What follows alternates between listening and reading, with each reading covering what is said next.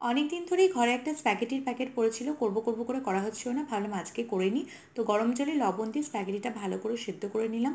এরকম ঘুরিয়ে ঘুরিয়ে করেছিলাম যাতে একটু না ভাঙে। কড়াইয়ে দিয়ে দিয়েছিলাম বাটার, তার মধ্যে দিয়ে দিলাম ময়দা।